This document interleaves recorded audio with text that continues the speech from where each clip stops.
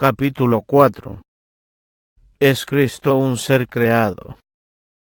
Antes de pasar a algunas de las lecciones prácticas que encierran estas verdades, debemos detenernos por unos momentos en una opinión que es sostenida sinceramente por muchos, que jamás querrían deshonrar a Cristo voluntariamente, pero que, mediante dicha concepción, niegan de hecho su divinidad. Es la idea de que Cristo es un ser creado, quien, mediante una especial bendición de Dios, fue elevado a su exaltada posición actual. Nadie que comparta esa opinión puede tener una idea justa de la exaltada posición que Cristo ocupa realmente. La opinión en cuestión está basada en una comprensión errónea de un texto, el de Apocalipsis 3:14. Escribe al ángel de la iglesia de la Odisea. Así dice el Amén, el testigo fiel y verdadero, el origen de la creación de Dios. El pasaje se interpreta equivocadamente pretendiendo que Cristo es el primer ser que Dios creó, que la obra de la creación de Dios empezó con él, pero esa opinión se opone a la escritura que declara que Cristo mismo creó todas las cosas.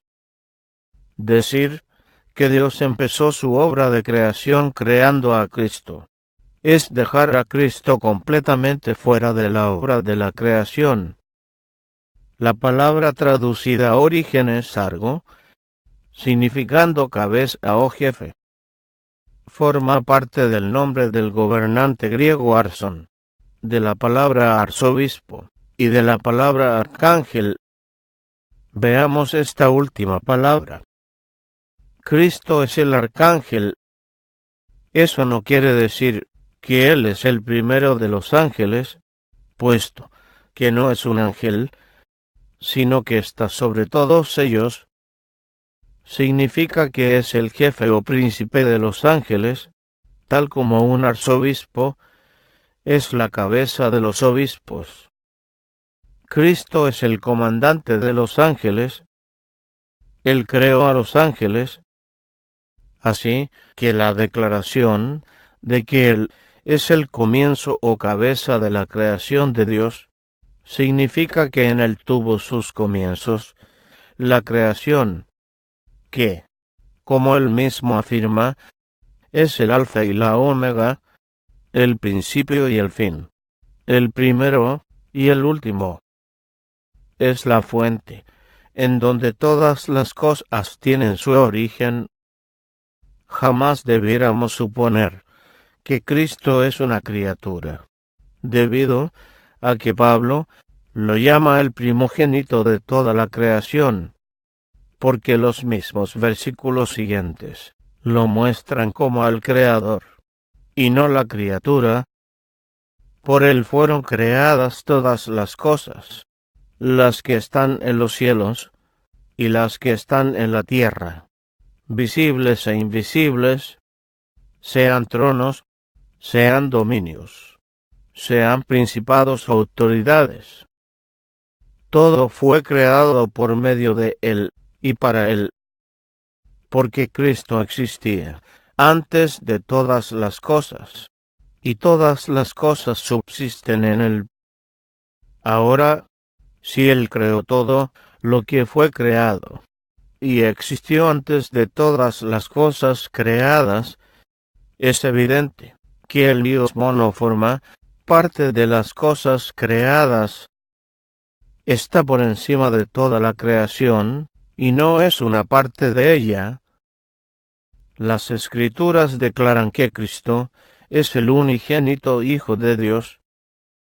Es unigénito, o engendrado, no creado, en referencia a cuando no nos corresponde a nosotros el inquirir, ni podrían nuestras mentes comprenderlo aun si se nos explicara.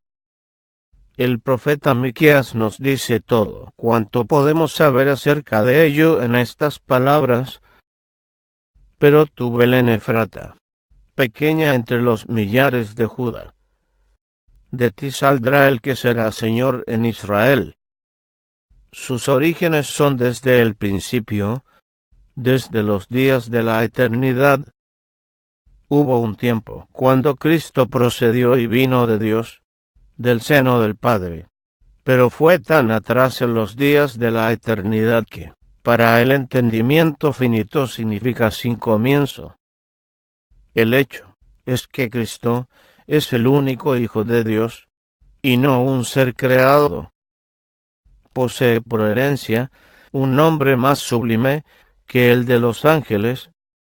Cristo, como Hijo, es fiel sobre la casa de Dios, y puesto que es el único Hijo de Dios, es la misma sustancia y naturaleza de Dios, y posee de forma innata todos los atributos de Dios, porque al Padre agradó que su Hijo fuese la imagen expresa de su persona, el resplandor de su gloria, y llenó con la plenitud de la divinidad.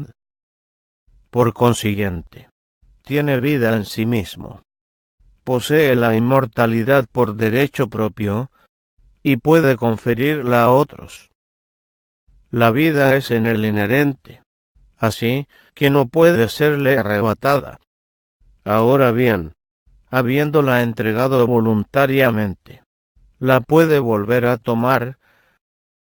Estas son sus palabras: por eso me ama el Padre, porque yo doy mi vida, para volverla a tomar. Nadie me la quita, sino que yo la doy de mí mismo. Tengo poder para darla, y tengo poder para volverla a tomar. Este mandato recibí de mi Padre. Si alguien vuelve a entregarse a la antigua cavilación de cómo es posible que Cristo sea inmortal, y sin embargo muriese, solo tenemos que decirle que no sabemos. No pretendemos comprenderlo todo sobre lo infinito. No podemos entender cómo Cristo pudo ser Dios en el principio, compartiendo la misma gloria con el Padre, antes de que el mundo fuera, y sin embargo nacer como un bebé en Belén. El misterio de la crucifixión y la resurrección no es sino el misterio de la encarnación. No podemos entender cómo Cristo puede ser Dios, y sin embargo hacerse hombre por nuestro bien. No podemos entender cómo pudo crear el mundo de la nada, ni cómo puede resucitar a los muertos, ni siquiera la manera en la que obra por su Espíritu en nuestros corazones.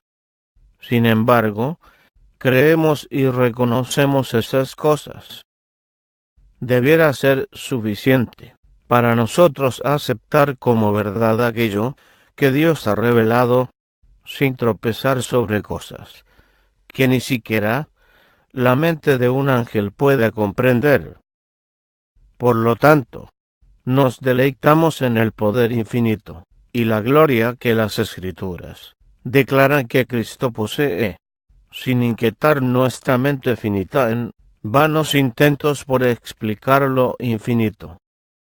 Finalmente, sabemos de la unidad divina entre el Padre y el Hijo por el hecho de que los dos tienen el mismo espíritu. Pablo, después de decir que aquellos que están en la carne no pueden agradar a Dios, continúa así: pero vosotros no vivís según la carne, sino según el Espíritu, si es que el Espíritu de Dios habita en vosotros. El que no tiene el Espíritu de Cristo no es de él. Aquí vemos que el Espíritu Santo es tanto el Espíritu de Dios como el Espíritu de Cristo. Cristo está en el seno del Padre, siendo por naturaleza de la misma sustancia de Dios, y teniendo vida en sí mismo. Es llamado con toda propiedad Jehová, aquel que existe por sí mismo, Y así se lo describe en Jeremías 23, 5 y 6, donde leemos que el renuevo justo ejecutará juicio y justicia en la tierra, y lo llamarán por el nombre de Jehová, Tsidkenu, Jehová, justicia nuestra. Por lo tanto, que nadie que pretenda honrar a Cristo le dé menos honor del que da al Padre, pues esto sería deshonrar al Padre en la precisa medida de esa deficiencia. Que todos, junto a los ángeles del cielo, adoren al Hijo, sin miedo de estar adorando y sirviendo a la criatura, en lugar de al Creador.